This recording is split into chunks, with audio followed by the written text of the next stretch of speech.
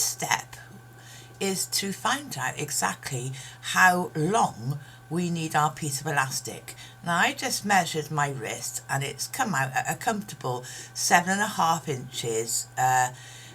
So I am going to cut the piece of elastic at 8 inches, giving me a 1/4 inch overlap either end to be able to sew it together, so when it's on my wrist at rest it's back to being 7.5 inches and not cutting off my blood supply. The woven elastic, which is not as tight as the ribbed elastic, okay, and I'm saying this is far too wide for me, so what I'm going to do is tidy off my ends, yeah. So I'm going to just cut that square, come down and say 8 inches, make a mark. Friction pen, it doesn't have to be, but 8 inches is there. Okay, so I've made a mark, and then I'll say, well, there we are then. 8 inches is there, but I still may trim some more off. Now, we also agreed, or I agreed with myself, that this was too wide. This is actually, yeah, this is 1.25 wide, and I don't want it that width. The maximum I want it to be is 3/4. So 3/4, that'll be half. 3/4 would be there. Yeah, and just follow that line down. Can you see that that's 3/4? Alright. Just testing that again. Yeah, 3/4. What will happen now? It's got to be accurate.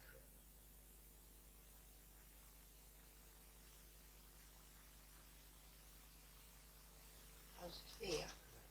More now. I'm cutting that bit off. Now, I got 3/4 inch elastic, but what I have got is extra elastic bits that have come off. Okay, that's fine. There's just teeny weeny strands of elastic. Right, and remember this is woven. So now I'm going to go and get a bit of fire. See? Right.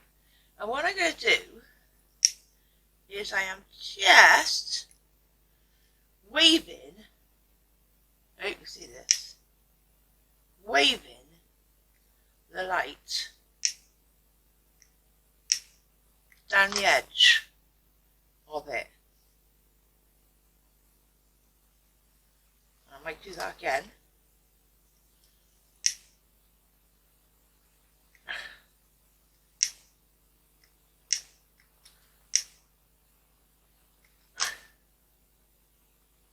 Yeah, to give it some sense, and I'm just going to wave the ends, alright?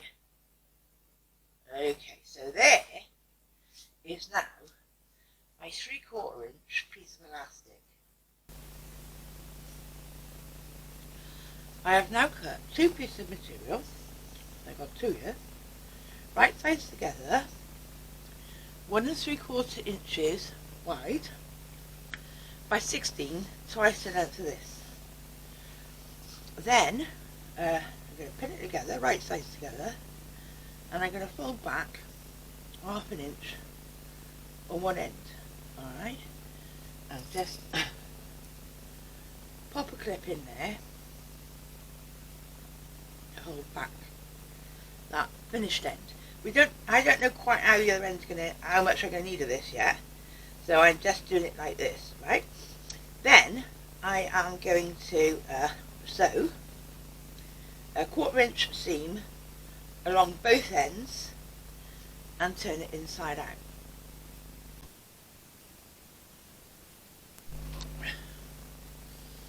Alright, so I've just sewed 1/4 inch both sides with that tuck under. So I can take my pins out, and what I did do was stop about 1/2 inch from the rough edge, so that at some stage I can turn that back when I'm ready. Okay, so now we have to turn it inside out. So go get your pouch of turning tools that we've made previously, yeah? And find out a nice wide, this is quite wide. There are many turning tools out there, so, you know, could use that, I suppose. Anyway, I'm going to use this one. So what I'm going to do is I am going to put my tube all the way up, yeah, and push a bit of the fabric back down the tube like that, so that then that knot all comes back over my finger, and I pull it away and just pull it the other way out, yeah?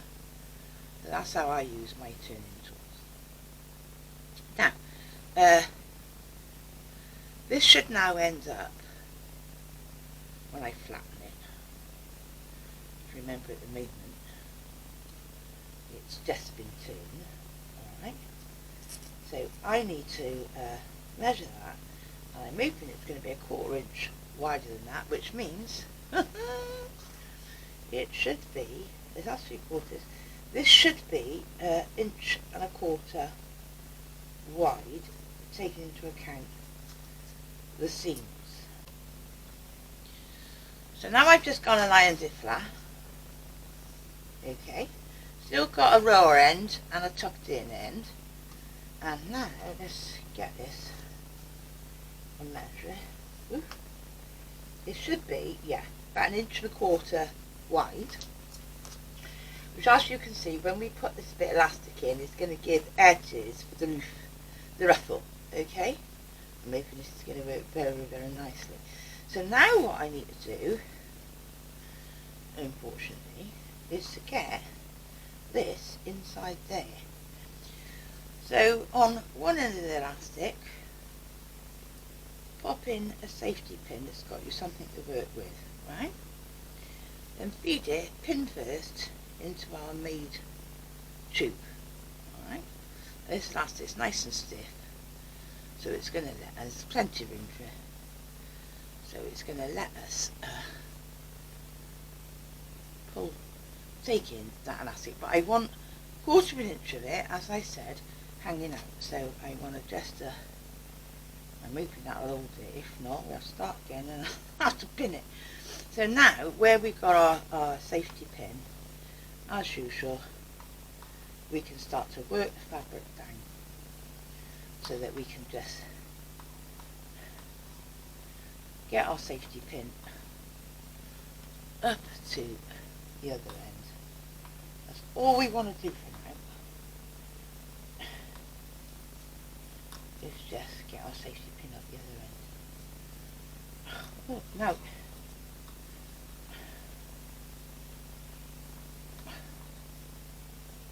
There it is. Got it. Yeah. Give it a good tug. Now see how it's ruching up? There. Give it a good tug. Hopefully that end is holding. Yeah. And I want this 1/4 inch over this end. Right? So now you can begin to see it's not all like ferreted out how I want it, but you can begin to see that that is your ruched strap. So I definitely don't want to lose that. So what I'm going to do is pull that out for a minute and put a great big pin through it. Right, so there's no way I can lose it, and I can't lose that one because he's on the safety pin.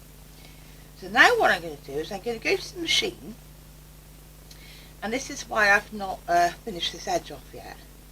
I'm going to go to the machine and moving the fabric out of the way, Yeah, I'm going to, remember we got half an inch extra, so I'm going to overlap that by 1/4 inch, and I'm going to sew, you know, across as many times as I feel to make that lovely and secure. Having got that raw edge tucked in, fizzle whittle, okay, is slide the nicely finished end, and I want it to go over at least 1/4 inch, that nicely finished end over the top, and I'm going to put a clump on that for a moment when I deal with the other side. Yep, just bring it down.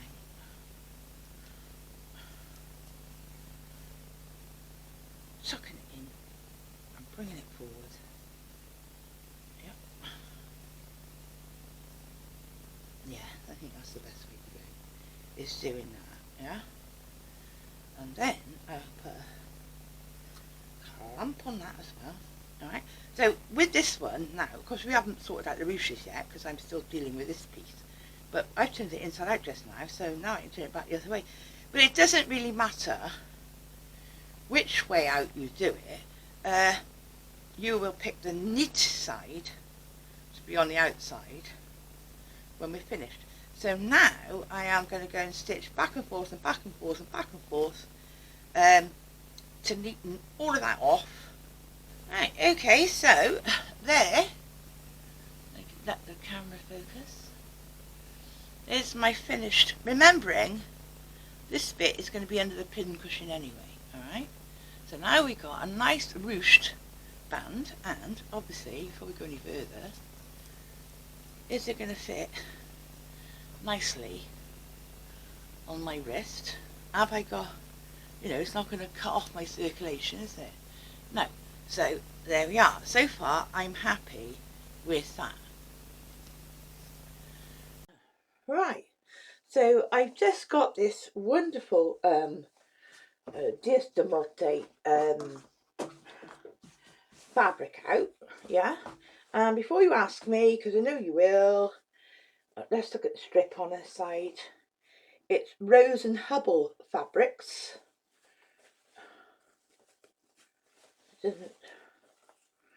No, there's no more to be said.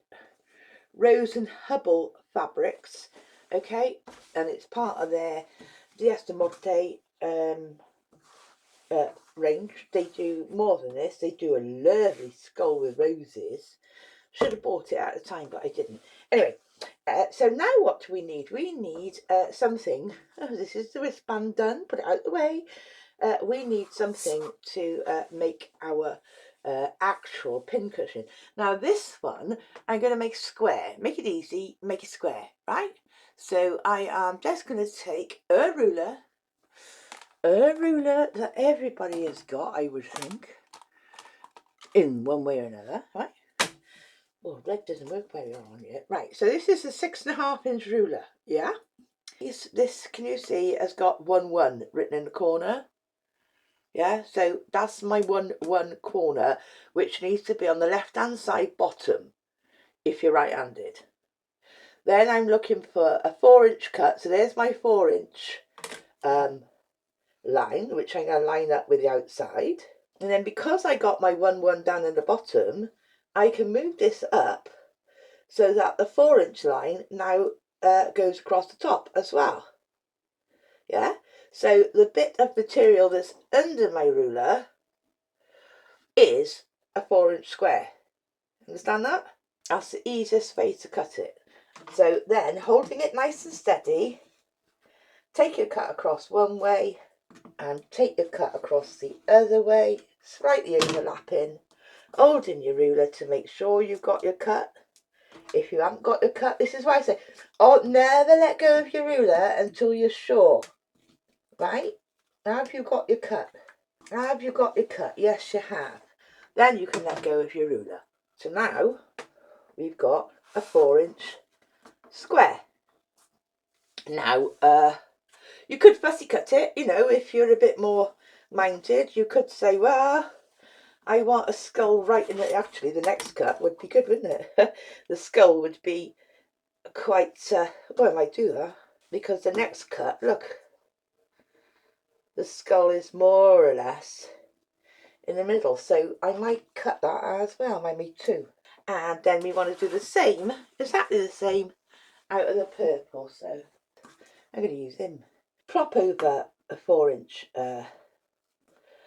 other one on top, pin it, okay, and we're going to sew a 1/4 inch all the way around 3 sides, okay, all the way around 3 sides, and leave one side entirely open.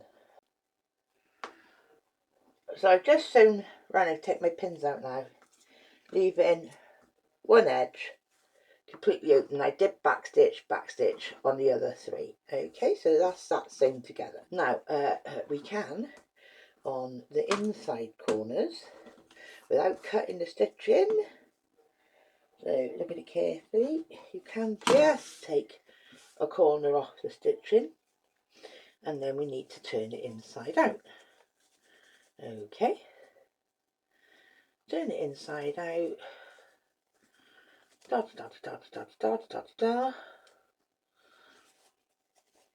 to make our little pouch. So there's our little pouch. We need to go and iron that so it's nice and crisp. Well, obviously I'm not going to iron it because I haven't got my iron on, and I have done this and I have done that. So I'm just going to give it a nice firm roll. Right. So then what we need to do is, at this stage, we need to turn under and iron our 1/4 inch seam allowance for the top, because obviously that needs to get stitched together. So this is a case where you are going to have to go to the iron, yeah, turn under your 1/4 inch like this, and then press it like that, so that we've got that ready-made 1/4 inch pressed, ready to sew together when we're finished. Turn under for in a minute. Now the next thing we want, you could take toy stuffing and just stuff it, but I've always got loads of what's this? This is fusible fleece, yeah. I'm going to just take a view. I don't want it that wide. I want it probably that wide, and roughly the same width. So I'm looking at it again. I don't want it to be too wide. I probably want 8 layers. That's just 4. I'm getting a piece of this old bit of foam, yeah, to go in the middle. You may say, why? Well, I'm going to use an old piece of foam in the middle because, and I'm also going to use some of this normal batting. Okay, how many layers is that? 3, 6, 8. Yeah, I suppose about 8 layers. I'm not sure. We'll see how we go. Right, so I want some more of that. Right, you could stuff it, as I say, or, as I prefer to do, yeah, is I'm going to take a piece of fusible, a piece of normal batting, a piece of foam, yeah, a piece of normal batting, and a bit more fusible, yeah. And I might have to make this smaller, I don't know yet. I'm just working by eye. And then I'm going to fold it over, yeah. And is that going to fit in there? With a push and a shove it will. I'm going to... Is that going to be thick enough? Nope, I'm going to put another bit.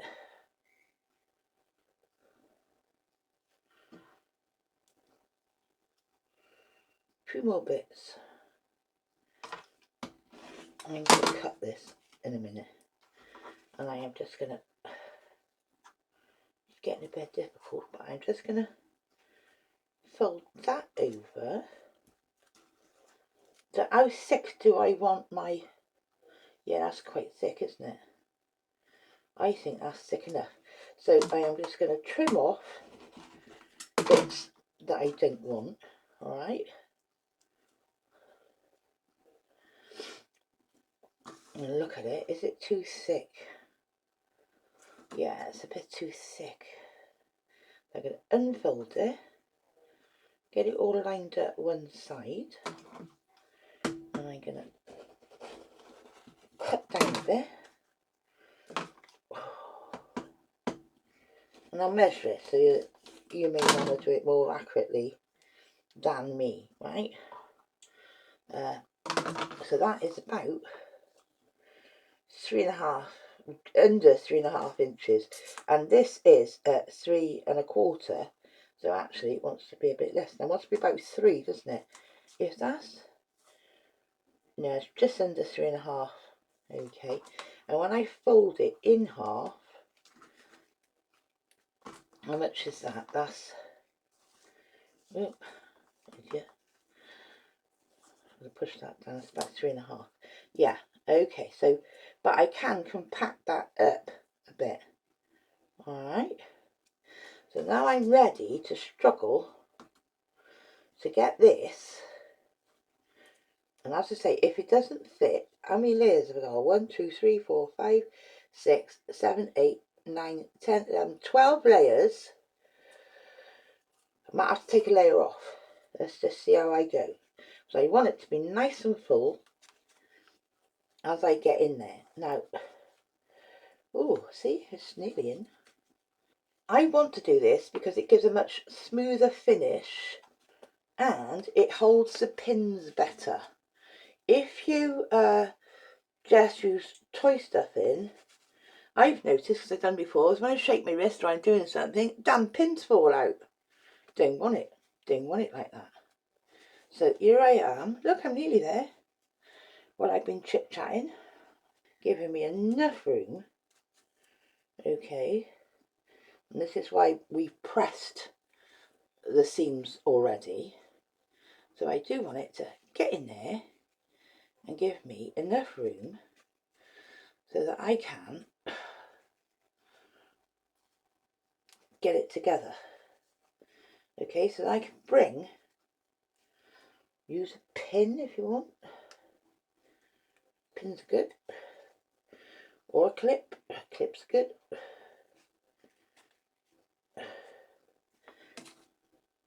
You see? Perhaps another pin, I'm not sure. Right. Now, it's in. And it's, to me, that's nice and thick. Yeah? And although that started off looking quite big, didn't it? With the 4-inch square, as you can see, once you get the height of it, it does tend to bring it back in. Okay, so now what we need to do is to carefully put this under the foot of the needle and sew 1/8 of an inch to shut up that seam. Right, so I found out some Millwood tapestry needles, because you want a long, easy to thread needle to go all the way through, which I can't get out of the packet, to go, would it Ella's like, just testing it. So the other thing that we want is some button twine. Now this is button twine. It's very thick and strong, but equally you could use a thick a piece of embroidery floss without breaking it down. Use the whole 6 strands in one. Yeah, you could use embroidery floss, or you could just use ordinary sewing thread, but you would want to make it like at least 6 strands thick, so that you know you've got plenty to work with. So I'm just going to, don't need very much at all, but I'm just going to cut myself off a bit of this button thread, thread my tapestry needle. So on the back, you know, more or less in the middle, what we need to do is to do 2 stitches, make a loop, hold on to your end, make a loop, go through your loop once, through your loop twice, so that you are making a knot. Okay, I've made a knot there now, nice and strong. So now I can come up through everything, and I ought to have my thimble on, so I can really push the needle, and I don't want it to go in really where it's going to come out there. Is that between his eyes? I think so, don't you? Right, so pull up through, go through the button, so it slides down, back through the button, so that it is then on a loop. Okay, so I've looped it once, twice. I'll go back down through the fabric, the whole thing, out pushing really hard and open. Where's that coming out? Don't lose your thread. Pushing, yeah, that's more or less coming out where the other was, right? And pull it really tight, okay, to make an indentation, and I'm pushing with the button as well. And then I'm going to go back up. This is the hard bit now. No, I've got to loosen it again. Come back up to the centre of my button. Do not lose your end, right? And then up under the button, back down through the button, and back down to the back of our work.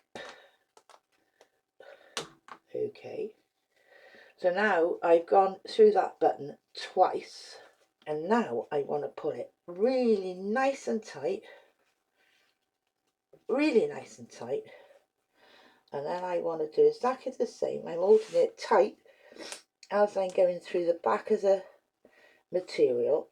Okay, now this isn't very elegant, but remember this is all going to get hidden by our strap anyway, so making sure that it is still lovely and tight.